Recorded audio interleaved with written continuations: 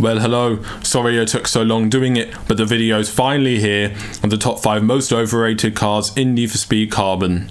And obviously for this video, I'm going to be looking at how good the car actually is compared to where people rate it for the most part.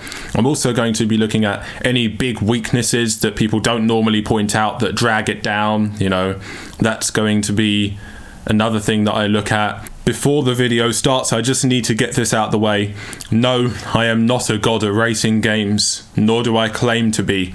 In fact, my OBS screen recorder makes the frame rate just that bit lower than it would be if I didn't have it plugged in and set up, so it does make it slightly harder for me to make corners properly, but hey, at least you have on-screen gameplay to watch while I'm talking to you this time, so that's a plus. Anyway, let's just get straight into it. So number 5, and this is already going to be a bit of an unpopular opinion, but honestly it was hard to narrow down just 5, but for number 5, I decided to choose a Nissan Skyline R34. The reason why I chose a Nissan Skyline R34 is because a lot of people rate it as the best tuner, but it's simply not. As you'll see on screen now, the acceleration is considerably slower than the Mitsubishi Lancer, which is also a tuner that seems to not be as highly rated as a Skyline for some reason. I don't know. I mean, the Lancer just accelerates faster, really. I'm not going to spend a ton of time on the Skyline. It's not that overrated. You know, the maneuverability is still very good, and by no means is it useless, but I just feel like it's rated ever so slightly higher than it should be. And again, it's just inferior to the Lancer, so why would you use it? Number 4 is the Dodge Charger RT, and yeah, this whole list, bar one car, is probably going to be massively unpopular opinions, but just hear me out on this. The Dodge Charger RT's handling fucking sucks, and it's why Angie is so easy to beat in a canyon duel with a stock car. You can overtake her in a stock Camaro Super Sports, and as you see on screen, the Ford Mustang GT has better handling than the Charger RT, but you don't see people using the Mustang very often. The Charger RT's handling being so bad, it really holds it back on bendier races. And imagine if I got a Porsche Cayman, huh? Imagine if I was comparing it to a Porsche Cayman on the other side of the screen. It would get eaten the fuck up. There's absolutely no way it could hang. The Dodge Charger RT, people like to say it's the best tier 2 car. No, it's not. Not in races, not by a long shot. There's levels to this shit, and the Cayman is a level above the Charger in that shit. It's not the best in races. It's not even close, honestly, but it can be good for really straight tracks like Waterfront Road where you want to just let the VTEC open and stuff, but yeah, I mean, the Dodge Charger RT, again, there's a reason why Angie is so easy to beat compared to Wolf and Kenji. I'm just going to leave it at that. Number 3, and I know that this is going to seem pretty strange, but I'm putting the Infiniti G35 on here. I know, not many people rate this car to begin with, but it's so unbelievably useless that it would be an injustice not to put it on here. I mean, the acceleration is so slow that it's about 20 miles per hour slower than the Lancer and about 7 seconds of acceleration. I mean, it's absolutely ridiculously slow. The handling's not that good. I mean, it's good, but it's twitchy as hell and so sensitive. It's just, on the whole, the Infiniti is just too slow. Unless you go to the canyon where you are going to be overtaking some people, then otherwise the Infiniti is just too slow. City races, you know, you're not going to win unless you're seriously skilled at using a drafter, because you don't have enough power. And yes, although I rate handling above everything else, the Infiniti's power is so bad that it's lower than the tier 2 vehicles.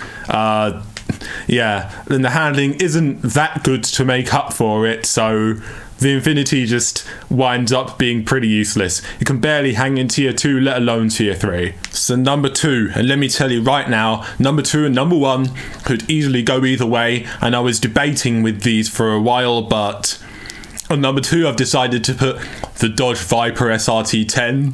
And why I put the Viper at number 2 is because a lot of people say it's in the upper echelons of tier 3. Shut up. I mean, the Dodge Vipers can barely turn. It's a literal army surplus tank with 1,000 horsepower. That's what it fucking is. That's what it is. It cannot turn to save its life. I mean, pretty much every single car in Tier 3 is going to be able to outmaneuver it.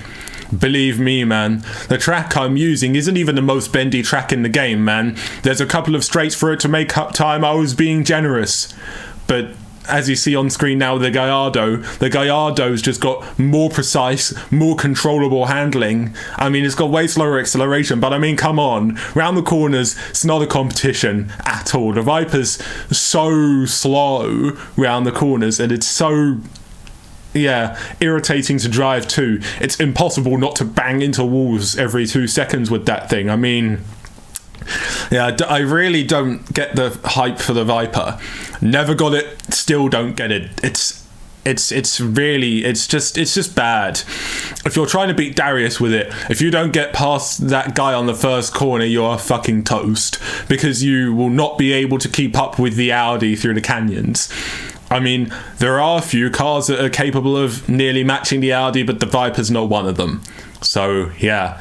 Aside from pushing past Darius on Bend 1, then the Viper's just pretty garbage. I mean, it's good on straight sprints like Waterfront Road. Don't underestimate it there, but most of the time, if you're in a decent exotic such as the Murcielago or the SLR, you're never going to need to worry about the Viper. No, screw that. Any exotic or tuner, you're basically never going to need to worry, unless you're in the Infinity. But that car's just fucking useless. Anyway, never mind, the Viper's pretty fucking useless as well, unless you want to overtake Darius on Bend 1, or you want to just reach 280 on Waterfront Road, then avoid the Viper. Seriously, you're going to get eaten alive if your opponents are even half-competent drivers in exotic cars or tuner cars. Now, the most overrated car in Need for Speed Carbon is the Chevrolet Corvette Z06.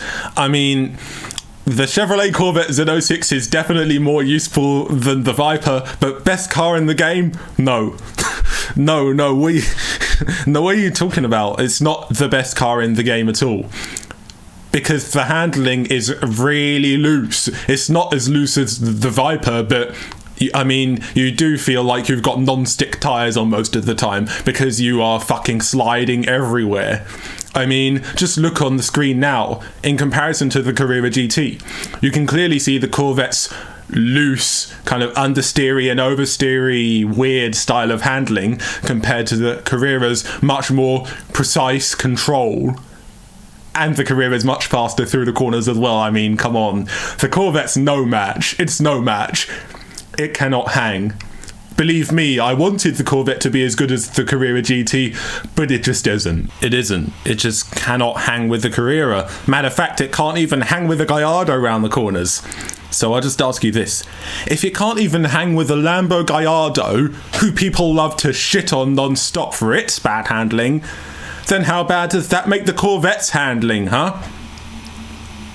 A weakness like that should take it out of the best car in the game conversation straight away.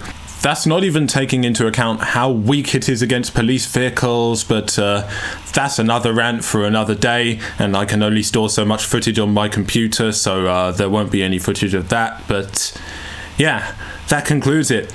What picks did you disagree with? What picks did you agree with? And believe me, it was pretty hard to narrow it down to 5, as I think I've already said.